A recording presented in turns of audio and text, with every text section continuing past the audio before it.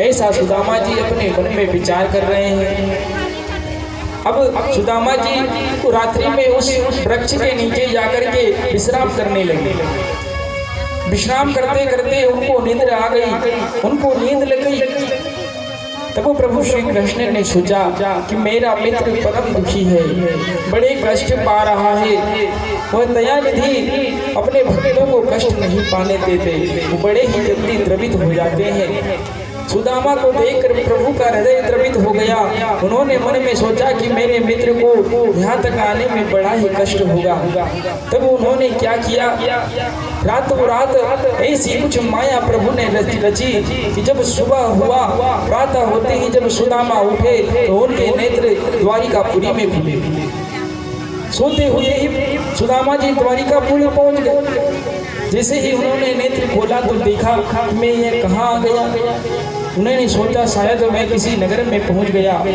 तब वो वहाँ के लोगों से पूछने लगे, वहाँ के मनुष्यों से पूछने लगे कि हे भाई, यह कौन सा नगर है, ये नगर किसका है, इस नगर का नाम क्या है। तब उन लोगों ने कहा कि कोई ब्राह्मण है, बेचारा गरीब है। सुदामा जी दिखने में बड़े दुबले पतले थे, एक एक हड्डी आप उनकी गिन लीजिए। ऐसे सुदामा जी दिखाई देते, बड़े ही गरीब दिखाई देते।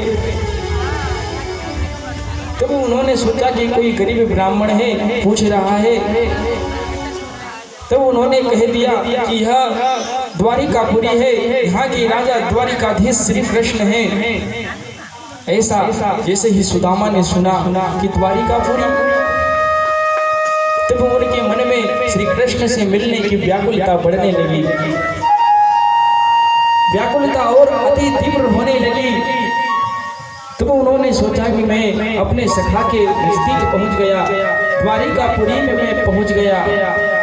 तब उस व्यक्ति से सुदामा जी कहने लगे कि हे मनुष्य, हे भाई, मुझे जरा बताओ कि वह द्वारिकाधीश कहाँ रहता है, श्री कृष्ण कहाँ रहता है, उसका पता मुझे बतला दो। ऐसा उस व्यक्ति से सुदामा जी पूछने लगे। तब सुदामा जी ने कहा कि अरे भाई, मुझे श्री कृष्ण का पता बताओ, कहाँ रहते हैं। तब वह व्यक्ति कहता है कि तुम्हें श्री कृष्ण का नाम इतनी सरलता से लेते हुए लज्जा नहीं आती, तुम्हें शर्म नहीं लगती, श्री कृष्ण का नाम इतनी सरलता से ले रहे।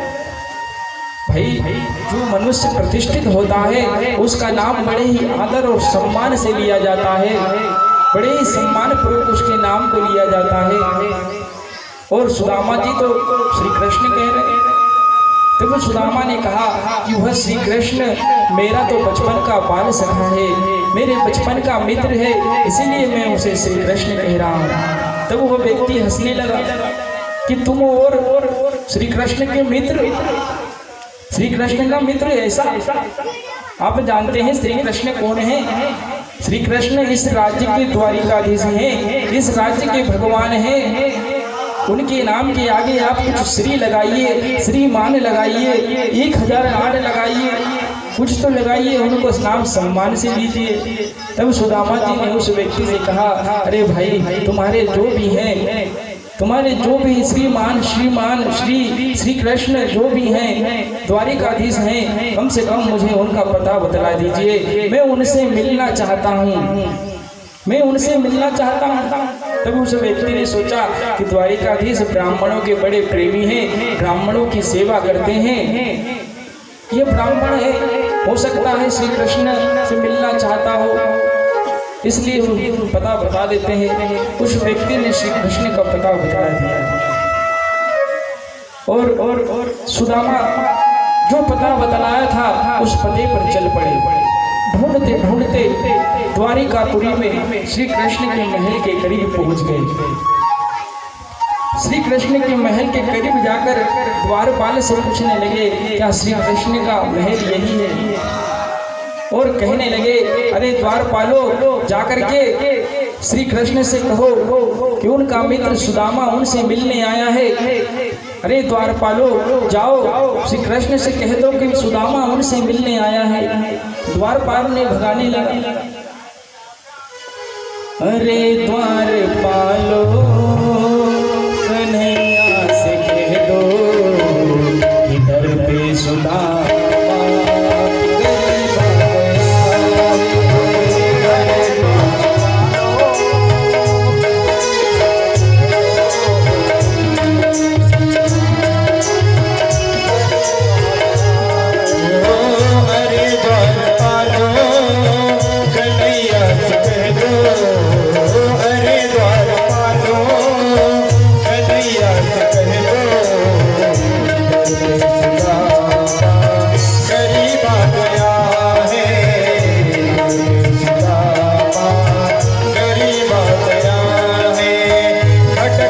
भटकते न जाने कहाँ से, भटकते भटकते न जाने कहाँ से, तुम्हारे चलते गरीब आ गया है, तुम्हारे गरीब आ गया है। अरे द्वार पालो कन्हैया से कह दो, अरे द्वार पालो कन्हैया से कह दो, कन्हैया सुदामा गरीब आ गया है, कन्हैया सुदामा गरीब आ गया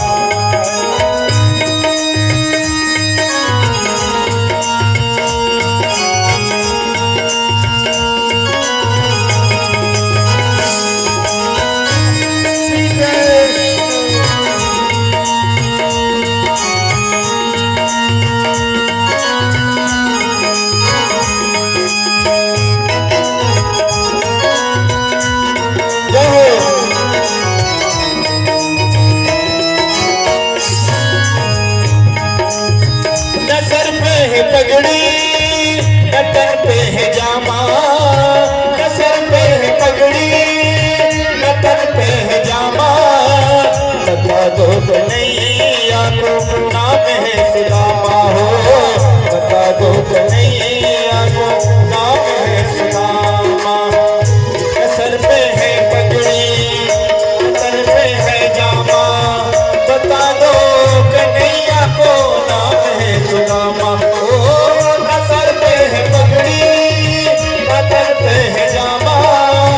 बता दो कन्हैया को नाम है सुदामा हो, बता दो कन्हैया को नाम है सुदामा। एक बार मोहन से जा करके कह दो, एक बार मोहन से जा करके कह दो, सखा बदे नसीब आ गया है, मिले सखा बदे नसीब आ गया। अरे द्वार पालो कन्हैया से कह दो, अरे द्वार पालो कन्हैया से कह दो, सुदामा गरीब आ गया है, सुदामा गरीब आ गया।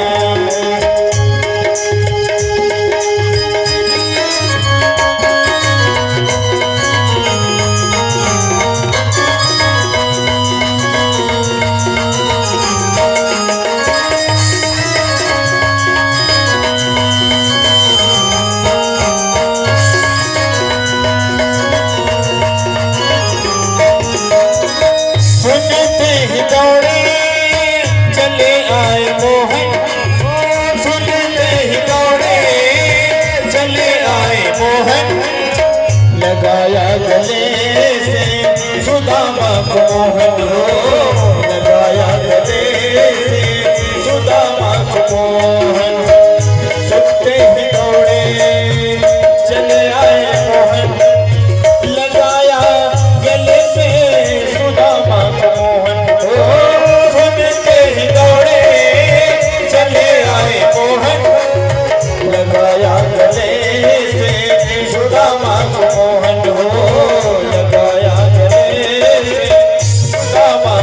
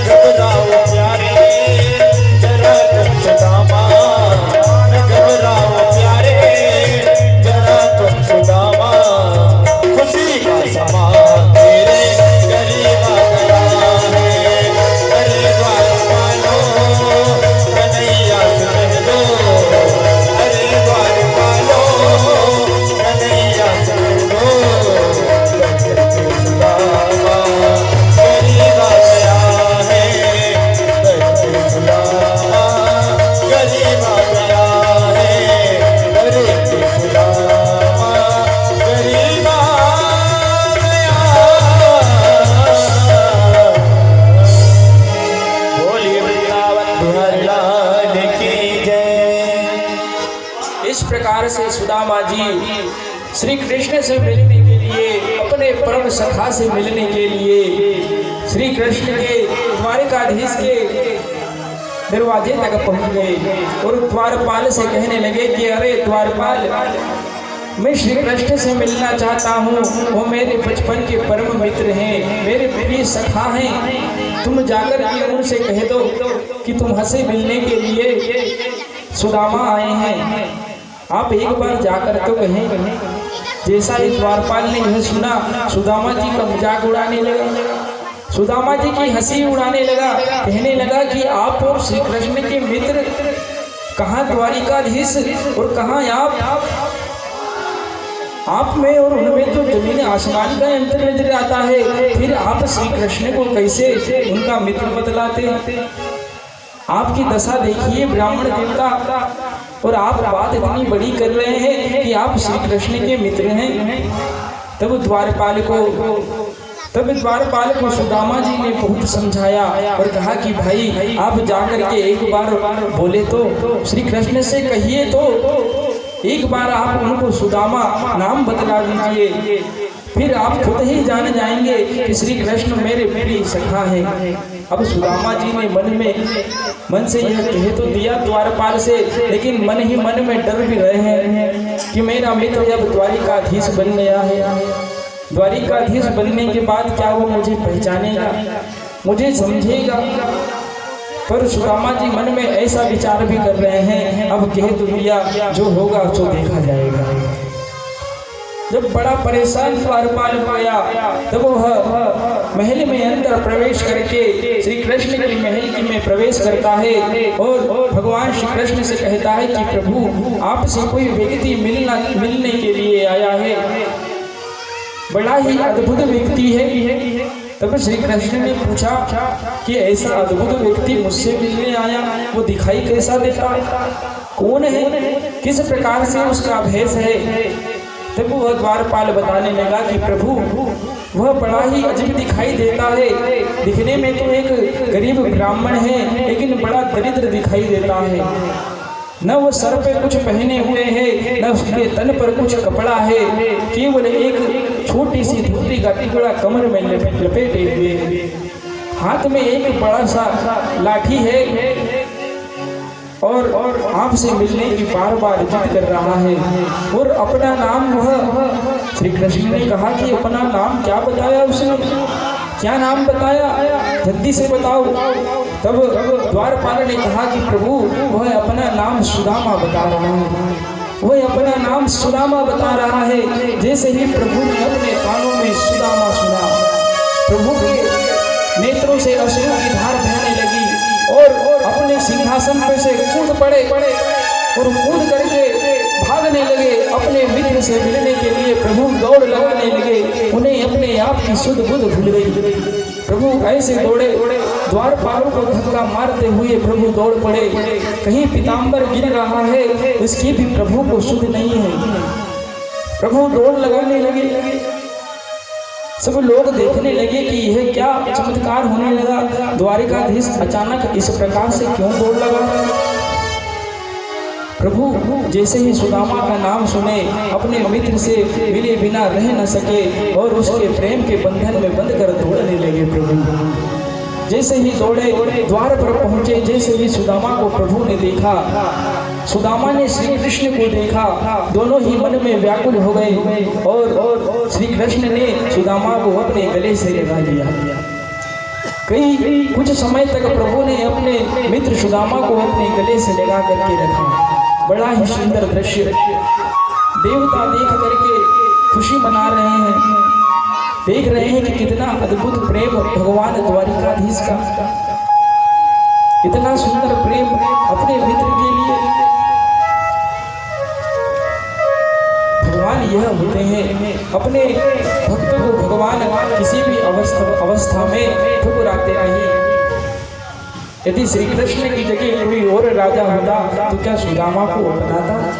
तो कह देता काहे का मित्र, कौन सा मित्र, भगा दो उसको। लेकिन श्री कृष्ण तो बड़े ही दयालु, दीनों पर भी दया करने वाले प्रभु।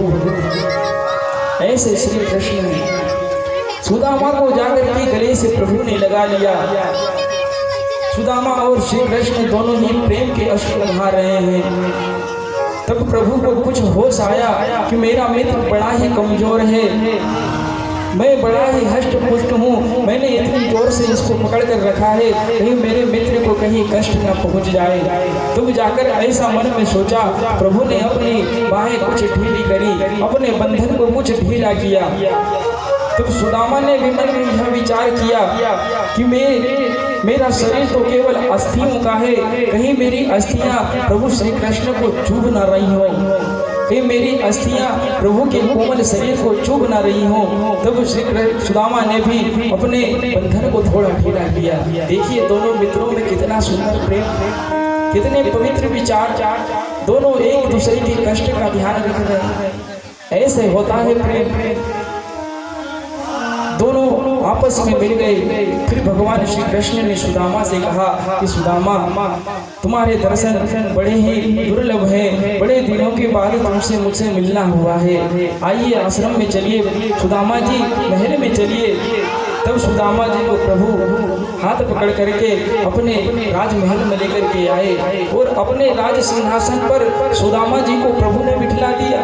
सुदामा जी डरने लगे कि अरे प्रभु ये स्थान मेरा नहीं, ये क्या कर रहे हैं आप, मुझे यहाँ ना बिठलाइए। सुदामा जी बड़े ही दयालु, सुदामा जी डरने लगे कि हे प्रभु ये आप क्या कर रहे हैं, ये स्थान तो आपका है। तब श्री कृष्ण ने जबरदस्ती उनको अपने सिंहासन पर बिठला दिया और उनके चरणों में प्रभु श्री कृष्ण बैठ गए और श्री कृष्ण उनके चरणों में बैठे हैं। सुदामा जी के चरणों को अपने गोद में रख लिया और सुदामा जी के चरणों को प्रभु देखने लगे। पीर पखारने के लिए जो ही प्रभु ने सुदामा के चरणों में देखा, रुक्मणी जी से कहा कि तुम जल लेकर के आओ, मैं इनके पांव पखारना चाहता हूँ। लेकिन रुक्मणी जी जैसे ही जल भरने गई, उतनी देर में प्रभु ने सुदामा के चरणों को देखा। देख करके प्रभु के अश्रुओं की धार बहने लगी। सुदामा के चरणों में कई प्रकार के कंकड़ पत्थर चुभे हुए थे, कई प्रकार के कांटे सुदामा के चरणों में चुभे हुए थे। प्रभु देख करके बड़े ही विकल हो गए, अश्रु की धारा नेत्रों से गंगा जमुना बहने लगी। कहा जब तक रुक्मणी जी जल लेकर के आती तब तक तो प्रभु ने अपने अश्रुओं से ही सुदामा जी के चरण धो दिए। देख सुदामा की दीन दशा, करुणा करके करुणा निधि रोए। देखे सुदामा की दीन दशा, करुणा करके करुणा निधि रोए। देखे सुदामा की दीन दशा, करुणा करके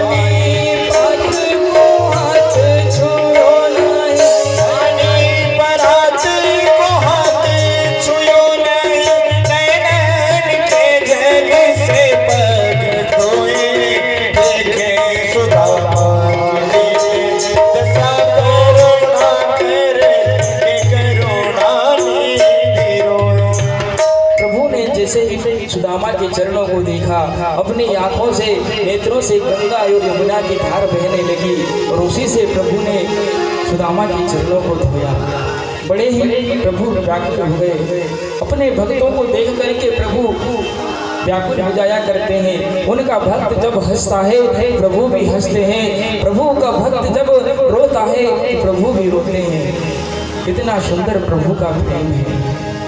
इसीलिए तो कहा गया है इस संसार के मनुष्य से प्रेम कभी न करो, प्रेम करना है तो उस श्री कृष्ण से करो जो उस प्रेम को समझ सके, जो उस प्रेम को जान सके। संसार के मनुष्य से प्रेम करोगे तो वो आपके प्रेम को नहीं समझेगा, बदले में आपको धोखा मिलेगा, कपट मिलेगा, छल मिलेगा। लेकिन अब जब श्याम से प्रेम करने लगे, वो श्री कृष्ण से प्रेम करने लगोगे तो आपको धोखा नहीं, आनंद ही आनंद मिलेगा। और आनंद भी ऐसा, वही आनंद आपको परम आनंद से जोड़ देगा और परमात्मा के निकट पहुंचा देगा, आपको परमात्मा तक पहुंचा देगा। ऐसा प्रेम श्री कृष्ण का, प्रभु का, जैसे सुदामा ने किया। सुदामा से प्रभु ने कहा कि सुदामा जी आइए। सुदामा जी को प्रभु ने स्नान कराया, नए नए वस्त्र पहनने के लिए दिए। जब प्रभु ने उनको नए वस्त्र पहनाए तब अपनी सैया पर ले जाकर के उनको विश्राम करने के लिए कहा और सुदामा के चरण प्रभु दबाने लगे। सुदामा जी विश्राम कर रहे हैं, श्री कृष्ण जी सुदामा के चरण दबा रहे हैं। तब रुक्मिणी जी ने सोचा कि प्रभु सुदामा जी की इतनी सेवा कर रहे हैं तो मैं क्या करूं, मुझे भी कुछ करना चाहिए। तब रुक्मिणी जी सुदामा जी की ओर जाकर के पंखा हिलाने लगी, पंखा करने लगी। अब देखिए कितना सुंदर दृश्य है।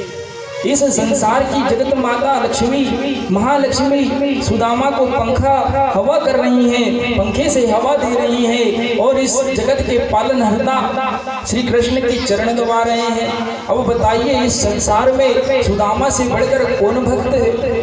सुदामा से बढ़कर श्रीमान इस जगत में कौन है जिसके स्वयं माँ लक्ष्मी पंखा हवा दे रही हैं और श्री कृष्ण जगत के पालन करता उनके चरण दबा रहे हैं। कितना सुंदर दृश्य है। जब देवता लोग आसमान से इस छवि का दर्शन करते बड़े ही मन में प्रसन्न होते, फूल बरसाते, बड़ा ही सुंदर दृश्य। इस प्रकार से सुदामा जी की श्री कृष्ण ने कई प्रकार से सेवा की। कुछ दिन सुदामा जी द्वारिकापुरी में रुके। तब श्री कृष्ण ने पूछा कि एकांत में अवसर जानकर श्री कृष्ण ने सुदामा से पूछा कि हे सुदामा, इतने दिनों तक तुम मुझसे दूर रहे, अब ये बताओ क्या आपने विवाह किया या अब तक बिना विवाह के ही हैं? तब सुदामा जी ने कहा कि प्रभु मेरा विवाह एक सुशीला नाम की कन्या से हो चुका है, हम बड़े आनंद से रहते हैं, हमें कोई तकलीफ नहीं। देखिए सुदामा जी कितना सुंदर प्रेम करते, उनके मित्र इतने बड़े द्वारिकाधीश की राजा, द्वारिकापुरी की राजा भगवान, उसके बाद भी अपनी दुखी की व्यथा उनसे न कहते। लेकिन श्री कृष्ण तो सब जानते। श्री कृष्ण बड़े प्रसन्न होते, वाह सुदामा तुम्हारा मन कितना पवित्र है, तुम्हें देश मात्र भी लोभ नहीं। इस प्रकार की बातें श्री कृष्ण सुदामा से कर रहे थे। तब सुदामा से श्री कृष्ण ने पूछा कि सुदामा अच्छा इतना तो बताओ, तब तुम वहां से निकले होगे तो भाभी ने मेरे लिए कुछ न कुछ तो उपहार दिया होगा, कुछ तो दिया होगा, क्योंकि मैं जानता हूँ कि भाभी मुझे कुछ उपहार दिए बिना आपको भेज नहीं सकती। सुदामा बताइए कि भाभी ने मेरे लिए क्या भेजा है। अब सुदामा जी चावल की पोटली लेकर के गए थे। जैसे ही श्री कृष्ण का इतना वैभव यश देखा तो मन में सोचने लगे कि ये इतने बड़े ऐश्वर्य के राजा श्री कृष्ण, इतने बड़े द्वारिकाधीश, मैं इनको चावल दूंगा, क्या ये शोभा देगा? क्या ये शोभा देगा कि मैं चावल उपहार में लाया हूँ? अच्छा नहीं लगेगा। यह मन में विचार करके सुदामा वह चावल की पोटली को लुकाने लगे, छिपाने लगे। इतने में श्री कृष्ण ने देख लिया और कहने लगे कि सुदामा यह आपके पीछे क्या छुपा रहे हैं? आपकी बचपन की आदत अभी गई नहीं, जब आपने चने छुपा कर खा लिए थे और आज भाभी ने जो उपहार मुझे दिया है उसे भी आप छुपा रहे हैं। बताइए क्या छिपा रहे हैं? और प्रभु ने पकड़ करके सुदामा जी से वो चावल की पोटली छीन ली, छुड़ा ली प्रभु ने। और जैसे ही वो पोटली को खोला उसमें से तंत्र दे करके, चावल के दाने दे करके प्रभु के अश्रुओं की धार बह गई, प्रभु के नेत्रों से अश्रुओं की धार बह गई। प्रभु देखने लगे कितना सुंदर प्रेम सुशीला, उन्होंने मेरे लिए मेरी कितनी प्रिय चीज भेजी। सुदामा जी से कहने लगे कि सुदामा भाभी को मेरी पसंद बड़ी ही समझ में आती है उन्हें पता है कि मुझे चावल बड़े प्रिय हैं। उन्होंने मेरी पसंद का बड़ा ध्यान रखा। ये चावल मुझे बड़े ही पसंद हैं। प्रभु ने जैसे ही एक मुट्ठी चावल को अपने मुंह में डाला, सुदामा को एक लोक का वैभव दे दिया। फिर प्रभु ने दूसरी मुट्ठी को चावल भरा और दूसरी मुट्ठी को अपने मुख में डाला। प्रभु ने 2 लोक की संपदा सुदामा के तकदीर में लिख दी। सुदामा की किस्मत में 2 लोक का वैभव लिख दिया, यश लिख दिया, ऐश्वर्य लिख दिया। इधर प्रभु एक मुट्ठी चावल खाते, इधर सुदामा की घर पे जाकर देखो राजमहल खड़ा है। विश्वकर्मा ने महल तैयार कर दिया है। सारे यश उस महल में उपलब्ध होने लगे। दूसरा चावल की मुट्ठी जैसे ही प्रभु ने कहा खाया, सुदामा के यहाँ उनकी पत्नी राजरानी बन गई। कई दासियां उनके यहाँ पर नौकरी करने लगी। बड़ा ही वैभव इधर सुदामा के घर छा गया। जैसे ही प्रभु ने तीसरी मुट्ठी चावल की भरी और मुंह में डालने ही वाले थे, इतने में रुक्मणी जी ने हाथ पकड़ लिया और कहने लगी कि हे स्वामी, अब क्या सुदामा को सारी संपत्ति देकर खुद सुदामा बनना चाहते? हमारे लिए कुछ नहीं बचाएंगे? हमारे लिए भी तो कुछ बचाइए। तीसरी मुट्ठी रुक्मणी जी ने सुदामा को श्री कृष्ण को खाने नहीं दी और उनके हाथ से छीन ली। श्री कृष्ण समझ गए कि लक्ष्मी मुझसे ज्यादा चतुर है, इसलिए पत्नी का होना भी बड़ा जरूरी है। नहीं तो यह पति प्रेम में इतने विभोर हो जाते हैं कि सारा घर ही लुटा दे। इसलिए पत्नी की आवश्यकता अधिक है। पत्नी को भी होना जरूरी है, क्योंकि वही घर का संचालन कर सकती है। इस प्रकार से सुदामा जी को प्रभु ने धन और ऐश्वर्य प्रदान किया। अब सुदामा जी को क्या पता कि प्रभु ने मुझे क्या क्या दिया। सुदामा जी को कुछ पता ही नहीं। सुदामा जी खड़े हैं, कुछ दिन बीत गए। तब सुदामा जी ने सोचा कि मेरा मित्र तो कुछ देने का नाम ही नहीं लेता, अब चलना चाहिए। सुदामा जी कुछ मांग नहीं रहे और श्री कृष्ण से कहने लगे कि हे श्री कृष्ण, हे कृष्ण कन्हैया, अब मैं जाना चाहता हूँ। अब बहुत दिनों से मैं यहाँ रुक लिया, मुझे मेरे घर पर जाना है। तुम्हारी भाभी मेरा रास्ता देख रही होंगी कि इतने दिनों से गए हैं, अब तक लौटे नहीं। तब श्री कृष्ण ने कहा कि हाँ सुदामा, अब तुम्हें जाना चाहिए, अब तुम्हें घर लौट जाना चाहिए। श्री कृष्ण ने भी उन्हें नहीं रोका, क्योंकि वह जानते थे कि मैंने अगर रोक लिया तो सुदामा कहीं मन में ऐसा न सोच ले कि यह राजा होने के नाते मुझे आज्ञा दे रहा है, कहीं सुदामा विवश होकर के न रुक जाए। ऐसा मन में श्री कृष्ण ने विचार किया और उन्हें रोका नहीं। सुदामा जी अपने नगर को चल दिए। मन में सोचते जा रहे हैं कि मेरे मित्र ने एक बार भी मुझे रोकने के लिए नहीं कहा। तब श्री कृष्ण अपने महल से बाहर आए और उन्हें छोड़ने के लिए जाने लगे। तब सुदामा बड़े प्रसन्न हो गए और सुदामा जी कहने लगे कि हे कृष्ण, अब मैं चला जाऊंगा, अब आप अपने महल की ओर जाइए, अपना राजपाट देखिए, मैं भी अपने अपने घर को जाता हूँ। ऐसा सुदामा ने श्री कृष्ण से कहा। श्री कृष्ण अपने नगर अपने राजमहल में पहुंच गए। सुदामा जी अपने नगर को पहुंच गए। जैसे ही सुदामा अपने नगर में पहुंचे, अपना जहाँ कुटिया छोटी सी बनी हुई थी उसके समय पहुंचे तो देखते हैं वहां पर तो बड़ा ही राजमहल खड़ा है। उनकी कुटिया राजमहल में परिवर्तित हो गई। सुदामा जी देख करके घबरा गए कि यहाँ तो मेरी टूटी हुई झोपड़ी थी, यह राजमहल कैसे बन गया, मेरी पत्नी कहाँ चली गई। यह मन में सुदामा जी सोचने लगे। जैसे ही उनकी पत्नी ने देखा कि मेरे स्वामी बाहर आ गए हैं, मेरे स्वामी बाहर खड़े हैं, सुशीला दौड़ते दौड़ते आई और अपने पति के चरणों में गिर पड़ी। तब सुदामा जी ने देखा, सुदामा जी अपनी पत्नी को पहचान ही नहीं पाए, क्योंकि उनकी पत्नी तो इसी दीन अवस्था में रहती थी। उन्हें क्या पता कि मेरे घर पर श्री कृष्ण ने अपार वैभव दे दिया। उनकी पत्नी राजरानी की तरह रहने लगी। उन्हें लगा कि कोई दूसरी स्त्री है। तब वह दूर सरक गए और उनसे ही कहने लगे कि हे देवी, आप कौन हैं, मैं आपको नहीं जानता। तब उनकी पत्नी ने कहा कि स्वामी, आप मुझे नहीं पहचानते, मैं आपकी पत्नी सुशीला। यह सब कुछ भगवान श्री कृष्ण ने हमको दिया है। देखिए स्वामी, अपनी टूटी टपड़ी, अपने छोटी हुई टूटी हुई कुटी आज राजमहल में परिवर्तित हो गई। यह सब भगवान श्री कृष्ण ने किया है। तब सुदामा जी को पता चला कि मेरे मित्र ने मेरी सारी स्थिति जान ली और मुझे वैभव प्राप्त करा दिया। उस दिन को प्रभु ने अपार वैभव प्राप्त करा दिया। बड़ा ही सुंदर दृश्य। सुदामा जी श्री कृष्ण का नाम जपने लगे, हरि का कीर्तन करने लगे, देवता खुशियां मनाने लगे। इस प्रकार से दीन बंधु सुदामा पर श्री कृष्ण ने दया करी। बोलिए दीन बंधु परमात्मा श्री कृष्ण की, श्री कृष्ण कन्हैया लाल की। इस प्रकार प्रभु अपने दीनों पर भी दया करते हैं। इस प्रकार से दीन सुदामा पर प्रभु ने बड़ी ही दया करी। सुदामा जी नित्य निरंतर कृष्ण का हरि कीर्तन करते रहते, कृष्ण नाम के मोती बिखेरते रहते, गली गली बिखराते रहते और कहते भैया आप भी यह मोती को ले लो और कृष्ण के नाम को जपते रहो।